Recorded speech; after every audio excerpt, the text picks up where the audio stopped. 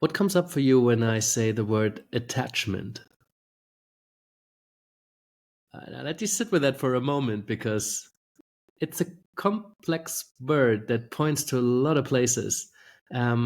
Here, right now, with me and 𝗵𝗵𝗁 sitting here, it came up because a lot of coaches feel very attached to their clients' results, success, the outcome of the coaching.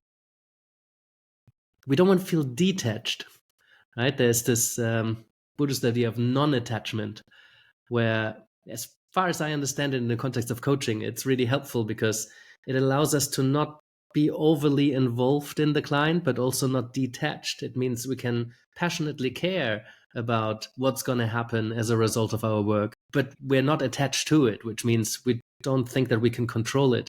Maybe we can positively influence it in some way, and we want to influence it positively in some way, but not by taking charge or control or being arrogant enough to think that we can actually change things. It's the client who needs to change things, right? So if we become overly attached, that can be a really problem. It can be in the way when the coach works harder than the client. I think it's a problem, right? Not necessarily, but it's certainly a problem for how the coach feels in that space.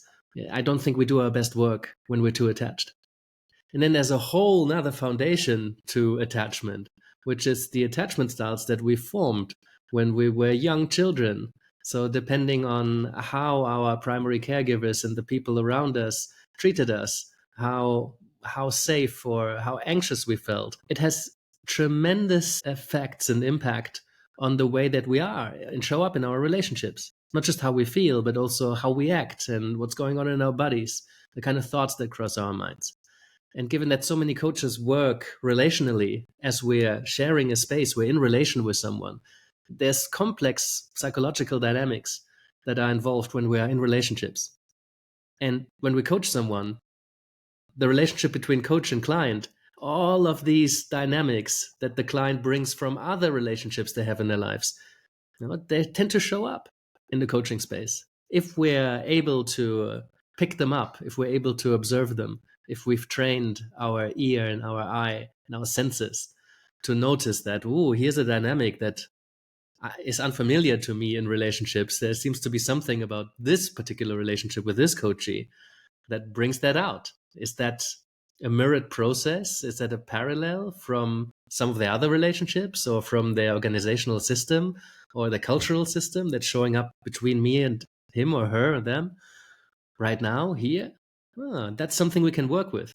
So on that note, I'm also super excited because attachment is a psychological framework and body of work that has really influenced our next coaching lab guest.